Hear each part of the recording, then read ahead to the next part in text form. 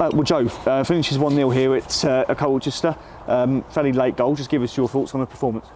Yeah, obviously playing at a big stadium with the U17'S is big ask, big pitch, all the excitement and the emotion of playing at a stadium, and it's great. We're delighted, thanks to Colchester, first of all, for hosting it, because obviously it's very rare you get the opportunity to play at such a young level in these games.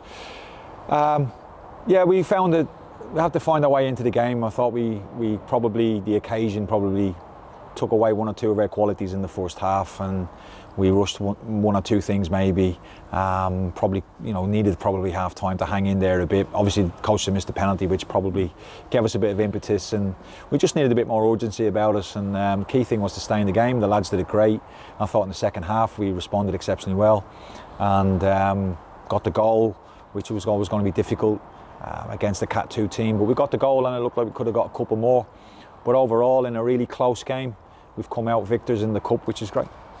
Nice coming back to Colchester for you. Appreciate it. Yeah, it's great. It's only down the road. You don't live far from here, do you? So, get home early tonight. Absolutely. But always nice coming back. Yeah, it's great. I mean, I had nearly 20 years here, so it's a fantastic club with great people, good people throughout the history of the club. Really, good academy that want to produce players. So along with ourselves, we've always competed. Even in my day when I was youth team manager here, I competed with Gillingham, and it's always good to play here and come back here. Having been here for so long, it's nice to come back with an opposition team, and obviously we wish the academy of Colchester all the very best for the rest of the season and continue to produce players. You mentioned coaches, mentioned players. It's EFL's Youth Development Week this week. Joe gives us a chance to maybe sort of pay homage, I guess, to those maybe unsung heroes behind the scenes. Some here tonight who the fans don't see, but they put an awful lot of work in and help you do your job as well. There's so many people. We very this week's been great actually, because I've gone to the under 11s to be an assistant under 11s coach to support that. So we've half taken the team tonight from the under 16s manager, who's stepping up to take the team with youth team players in it. We try to look after each other in terms of our development as coaches, but there's other people, as you say, involved. There's so many more people, the coaches that work at Canterbury, the time they give up to coach the young players and be with them on a Sunday. We've got so many people behind the scenes, Asif and Luke, and so many more, obviously Brian, Pato, but then you drop down, there's so many more in the academy, and it's such a lot of cogs in the wheel.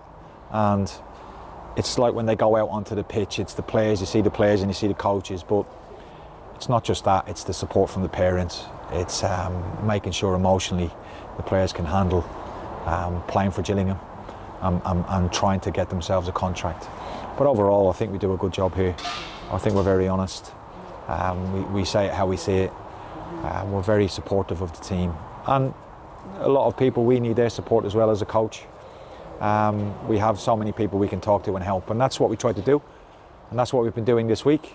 It's been a great experience for me this week, coaching and working with under 11s on a match day.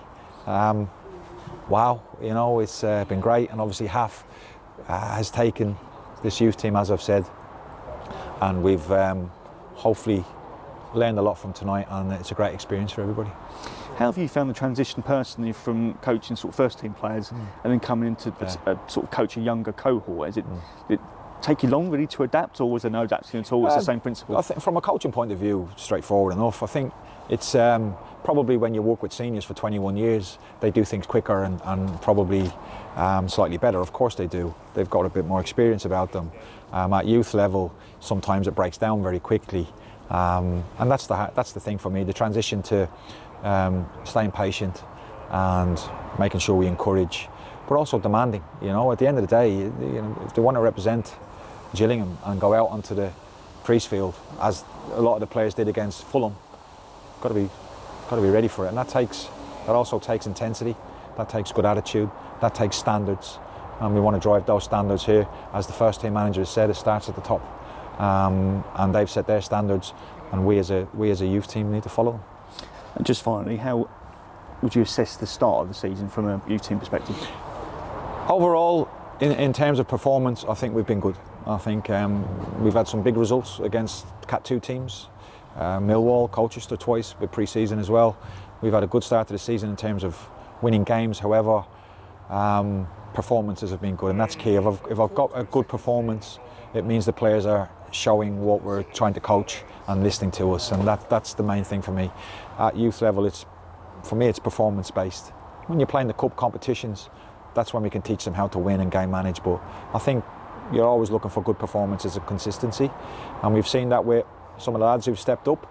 But they've got to keep doing it and keep doing it and keep doing it, and we need to support that.